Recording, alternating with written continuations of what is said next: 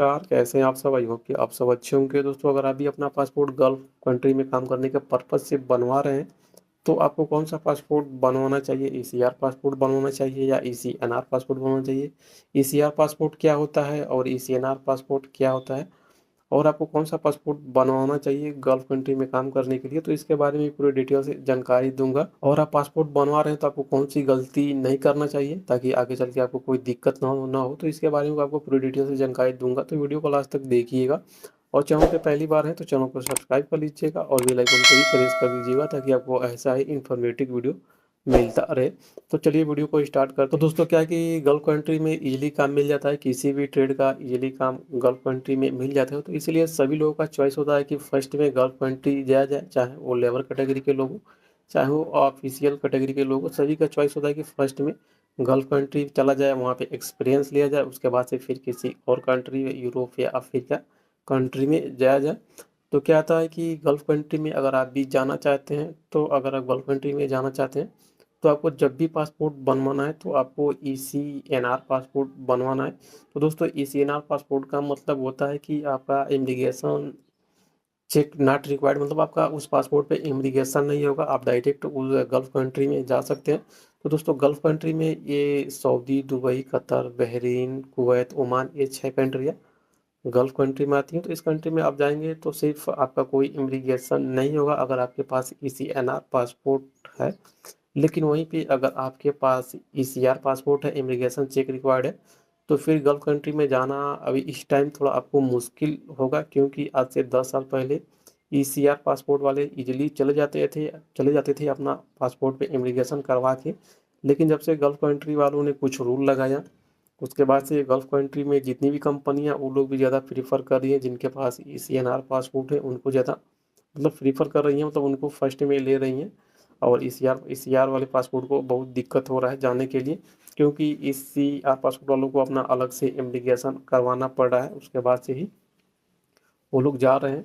तो बहुत मुश्किल से उनका इमिग्रेशन होता है और पैसा भी ज़्यादा लगता है ईसीआर पासपोर्ट का इमिग्रेशन करवाने के लिए। लेकिन वहीं पे अगर आपका पासपोर्ट ईसीएनआर है तो आप गल्फ कंट्री में इजीली जा सकते हैं, कोई दिक्कत नहीं होगा।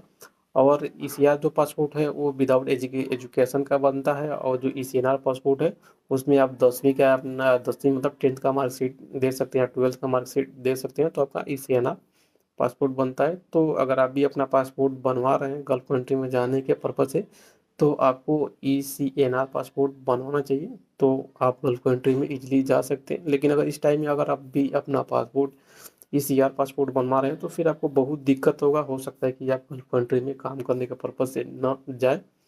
तो इसीलिए आप जब भी अपना पासपोर्ट बनवाएं तो ईसीआर पासपोर्ट बनवाएं। तो दोस्तों, पासपोर्ट बनवाने टाइम बहुत सारे जो लोग हैं, अभी जो पहले भी गलती किए हैं वो लोग भी भुगत रहे हैं, और जो अभी भी बहुत सारे ऐसे लोग हैं उनको समझ में नहीं आ रहा है, वो लोग ईसीआर पासपोर्ट बनवा रहे हैं। वो पढ़े लिखे हैं फिर भी वो ईसीआर पासपोर्ट बनवा ले रहे हैं, क्योंकि उनके पास जानकारी नहीं है। तो क्या कर रहे हैं कि जैसे कि उनका अभी पढ़े लिखे और 10th या 12th पास है, लेकिन उनको गल्फ कंट्री में जाना है काम करने के लिए, उनकी कोई मजबूरी है या वो शौक से जाना चाहते हैं, उनको पढ़ाई नहीं करना है। तो क्या कर रहे हैं कि उनका जैसे 10th का मार्कशीट में जो उनका डेट ऑफ बर्थ है थोड़ा कम है, 18 साल या 19 साल है, तो वो लोग क्या कर रहे हैं कि वो ईसीआर पासपोर्ट बनवा ले रहे हैं। क्योंकि दोस्तों, ईसीआर पासपोर्ट बनवाने के लिए कोई एजुकेशन की ज़रूरत नहीं होती है। तो अपना आधार कार्ड का जो भी डेट ऑफ बर्थ है उसमें इधर उधर चेंज करके वो अपना पासपोर्ट 20 साल 22 साल वाला बनवा के, उसके बाद से वो लोग गल्फ कंट्री कैसे भी जुगाड़ करके चले जा रहे हैं या नहीं भी जा पा रहे हैं, क्योंकि उनका इमिग्रेशन ही नहीं हो पा रहा है बहुत मुश्किल से इंडिया में। अभी ईसीआर पासपोर्ट पे इमिग्रेशन हो रहा है गल्फ कंट्री जाने के लिए। तो वो लोग यहाँ चले भी जा रहे हैं, चले जाने के बाद से वो वहाँ पे 1 या 2 साल रह रहे हैं, और रहने के बाद से फिर इंडिया आ रहे हैं। इंडिया आने के बाद से फिर वही सेम प्रोसेस हो रहा है, अगर कंपनी छोड़ी तो फिर वही सेम प्रोसेस होगा। फिर इसी एयर पासपोर्ट पे इमिग्रेशन करवाना बहुत मुश्किल हो रहा है। तो इसके लिए आप ये गलती ना करें, जब भी अपना पासपोर्ट बनवाएं तो सोच समझ के बनवाएं, उसमें डेट ऑफ बर्थ चेंज ना करें बार बार। और एक ही बार जो आपका 10th का मार्कशीट है उसके हिसाब से अगर अपना पासपोर्ट बनवाते हैं तो आपका पासपोर्ट ईसीएनआर होगा और आप गल्फ कंट्री में इजीली काम करने के लिए जा सकते हैं। तो इस तरीके से आप जब भी पासपोर्ट बनवाएं तो अपना ईसीएनआर पासपोर्ट बनवाएं, और गलती ना करें, कभी भी डेट ऑफ बर्थ में छेड़खानी ना करें। तो इस तरीके से आप भी अपना पासपोर्ट बनवाएंगे तो आपको कोई आगे फ्यूचर में दिक्कत नहीं होगा। तो दोस्तों, आज के वीडियो में बस इतना ही। वीडियो अच्छी लगी तो वीडियो को लाइक कीजिए, शेयर कीजिए, और आपके पास भी कोई सवाल हो तो आप मुझे कमेंट कर सकते हैं। मैं आपके सवालों को जवाब देने की कोशिश करूँगा। अगर आपको डायरेक्ट मैसेज भी करना है तो आप मेरे इंस्टाग्राम पे डायरेक्ट मैसेज कर सकते हैं।